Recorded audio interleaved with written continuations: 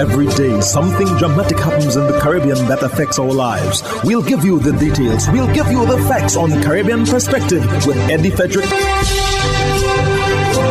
Host Eddie Frederick. So glad you can join us. Canada has sanctioned the former Haitian President and 2 Prime Ministers for financing gangs in Haiti. This story takes the lead in today's edition of Caribbean Perspective for Thursday, 24th November 2022. Details when we return. The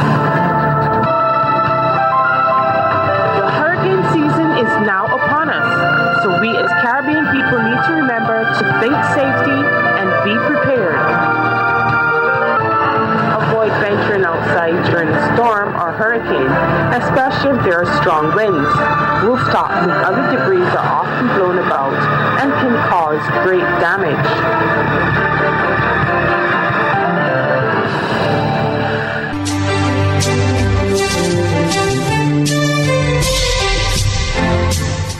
Welcome back. Canada has taken the bold step to announce the sanction of former Prime Minister of Haiti Michel Martelly and former Prime Ministers Laurette Lamotte and Jean Henry for financing gangs in Haiti. More in this HGP Nightly Regional News item with Tiana Cole. Canadian authorities said the latest in a series of measures targeting alleged backers of Asian criminal groups. In September, Asian gangs created a humanitarian crisis by blocking a fuel terminal for nearly 6 weeks, halting most economic activity, and triggering United States discussion on a possible foreign strike force to open the terminal. Canada and the United States have sanctioned political leaders who have allegedly financing gangs which, according to policymakers, are backed by Asian elites. These latest sanctions target the former president of Haiti and 2 former prime ministers of Haiti suspected of protecting and enabling the illegal activities of armed criminal gangs. The Office of the Canadian Prime Minister said in a statement, which did not name the individuals, Martelly served as president from 2011 to 2016, taking office in the wake of the devastating 2010 earthquake. Henry served as Prime Minister from 2018 to 2019. Lamont, who was the Prime Minister from 2012 to 2014, described the announcement as the fakest of fake news, noting he has publicly sought foreign intervention to fight gangs. Canada cannot provide one piece of evidence because there is none, he wrote in a text message. This is absurd. Police took back control of the terminal this month and fuel has started to flow again, but gang kidnappings are on the rise and armed groups continue expanding control of territory. Digicel postpaid plan users will have to dig deeper into their pockets to afford a 5% increase to their monthly bills. Former Telecoms Minister Dr. James Fletcher has described the increase as absurd based on the reasons provided by telecoms provider. On his 2 Cents Tuesday podcast, Fletcher took a deeper look at the concerns surrounding the rate increase and the wider issues affecting the telecommunications sector. Zane Romulus of the DBS News World reports. Digicel postpaid customers were shocked when they were informed by the company that come January 2023, their monthly bills will reflect a 5% increase. The reasons for this increase, according to the company, is because, quote, the company is dealing with the impact of substantial increases in the cost of doing business, with prices for goods, materials, utilities, and labor going up significantly, end quote. Former Telecommunications Minister Dr. James Fletcher has poked holes in the rationale for the rate increase. According to him, if a telecoms company wants to make a case for a rate increase, it needs to show what value it has added to the service it's provided. Unfortunately, he says, Digicel has not made that case. As far as I can tell, the only one of the quoted items that has gone up here in St. Lucia for this company is the cost of electricity. Water rates, water, the other utility, water rates have not gone up. The cost of labor has not gone up. From all my inquiries, the company does not use any new goods or materials in providing its service where the cost of these goods and materials have increased. Therefore, I am left to assume that this company is now operating a fuel pass-through pricing system, where the increase in the cost of electricity is now being passed on to the consumers of its mobile phone service. This is absurd. Dr. Fletcher asserts that the Minister for Telecommunications, Stephenson King, the National Telecommunications Regulatory Commission, the NTRC, and the Eastern Caribbean Telecommunications Authority, ECTEL, are supposed to protect the interests of consumers, especially during these difficult economic times. He has called on regulators to explain to consumers whether or not this rate increase is not an abuse of market power by the company. The NTRC needs to assure us, the consumers, that this rate increase is warranted and is not just a telecoms company trying to squeeze more money out of consumers who are already reeling from high electricity prices, high gasoline, diesel, and cooking gas prices, and ridiculously high food prices. To whom can these consumers turn? As pointed out by Dr. Fletcher, while the telecoms company has stated that prices have gone up, it however has failed to state whether this was the same with its revenue. The DBS News World sought comment from the NTRC's Chief Executive Officer, Skita Carrasco, who declined immediate comment with a promise to address the issue at a later date. Efforts to contact Digicel were unsuccessful. For the DBS News World, I am Zane Romulus. You're listening to Caribbean Perspective with Eddie Frederick.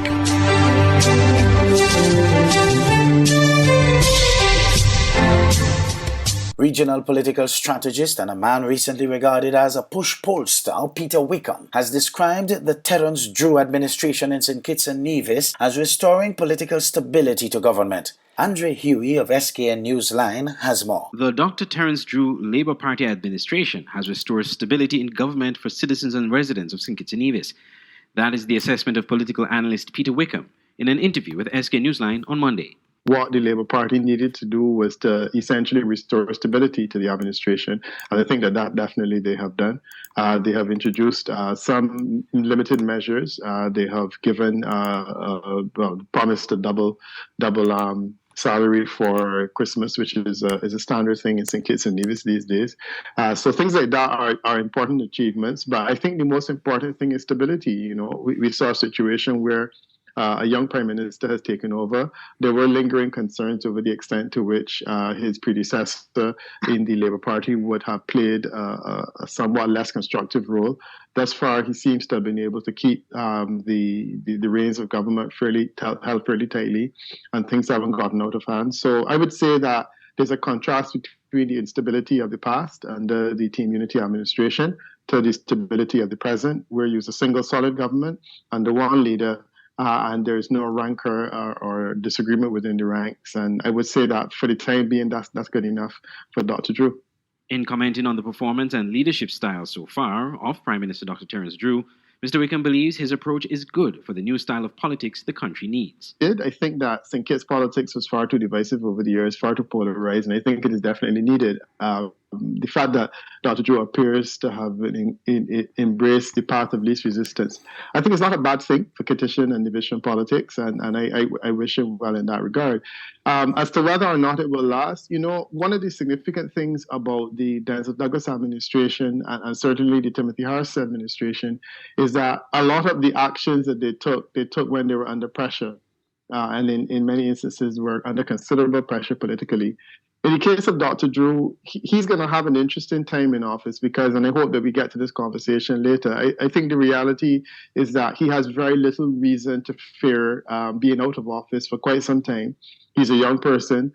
There's a lot of time where he can work. And the reality is that opposition forces are not in a position to threaten him now or anytime in the near future. And I think against that background, he can take his time, he can be comfortable, and he can develop his own style of politics. And I think that there are many people in St. Kitts and Nevis who are ready to embrace that type of politics. Initially, that was what Team Unity went on. They went on a kind of gentler politics. If he is interested at all in recapturing some of the persons lost to Team Unity, that strategy makes perfect sense. The Dr. Drew government completed its first 100 days in office last week, with the Prime Minister outlining the fulfillment of several campaign promises as progress so far in his new administration. The full interview with Mr. Wickham can be heard on Let's Talk St. Kitts and Nevis, a radio show on Voice of the Caribbean Radio this Tuesday at 10 a.m. at www.voiceofthecaribbean.net. Andre Huey, SKN Newsline. Christopher Boudram, the lone survivor in the February 25th Paria diving incident in Trinidad and Tobago, has described being in the pipeline as an unbelievable nightmare. Speaking during the Paria Commission of Inquiry on Tuesday, an emotional Boudram said the men formed a human chain in the 30-inch pipe to get themselves out of the situation. Sunil Lala of TTT News provides details. A distraught and emotional Christopher Boudram recalled the events of February 25th, a day which he said he has been living every night since. Boudram went through every detail of his conversation with the divers in the pipe, but said that Rishi Nagisa did not respond and the men took the decision to come back for him. He said despite some being seriously injured, especially Kazim Ali Jr. and Yusuf Henry, they all formed a human chain to attempt to get out. Boudram said he had no idea he was the last to be sucked in and was told by the others he was heading in the wrong direction. He said with only 2 tanks remaining, the air pockets were becoming smaller and he took the decision to go get help and return. I was always somebody who could control and see things through, and I feel like I tell her how it's coming back when I feel like. Further up the pipe, Boudram said he encountered 2 other tanks to help him reach at the top of the riser, where Faisal Kerman also managed to follow behind him. Everything inside me was hoping a rescue was going on. Nobody was making an attempt to rescue me. You know what I mean? On reaching close to the top, he said he was eventually rescued and insisted to his rescuers that the other men were alive. I tell him, I say, boy, them fellas in there, let's go and save them, let's go and save them. And he was like, all right, but you relax. I said, don't tell me to relax. To what? Better let me go back and save them, because like all I want to do nothing. Mr. Boudram also refuted claims that a conversation between him and Paria took place that night. It's alleged that there was a conversation at around 10 o'clock that night, but you have no recollection of that. Boudram said he had no idea if he was dead or alive near the end, but regretted that more could not be done to save the others.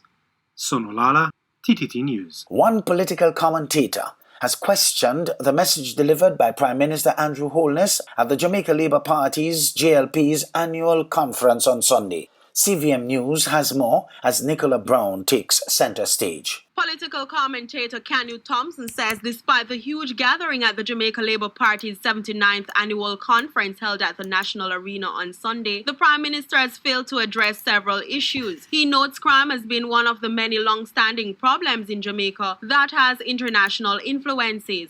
I am disappointed that having discovered in 2019, as he said then, that crime in Jamaica was influenced internationally, a discovery that he should have made long ago, a matter about which he should have been well aware. That having made that discovery in 2019, it is only now in 2022, he's planning on making agreements and pursuing partnerships with the US to deal with the problem of guns in America. It is simply a dereliction of duty and a failure at the wheels. He stressed the Prime Minister has overlooked the crisis of garbage collection. He basically said we have been having a problem for the last couple of months and accepted that 50 trucks won't solve the problem. I think on both counts, he failed to speak to the country appropriately. One, the problem has been going on for several months. It's a massive pileup of garbage now across the country. And 2, to accept the argument of the NSWMA that despite 50 new trucks, the problem of garbage collection will remain with us is a massive dereliction of duty. Thompson says the Prime Minister should have used the JLP conference as an initiative to speak about the challenges the country faces. As the head of government, he has a duty to demonstrate that in all aspects of his public life, he is compliant with the law and he's meeting or exceeding standards. That his declarations have not been certified is a major problem. Nicola Brown for CVM Live. Hubbard's is once again innovating the way you shop with its new online store, providing 24-hour shopping convenience. You can shop now for appliances, hardware, houseware, building material, and more. Free delivery island-wide. Start shopping now at HubbardsHardware.gd. Safe, convenient, reliable.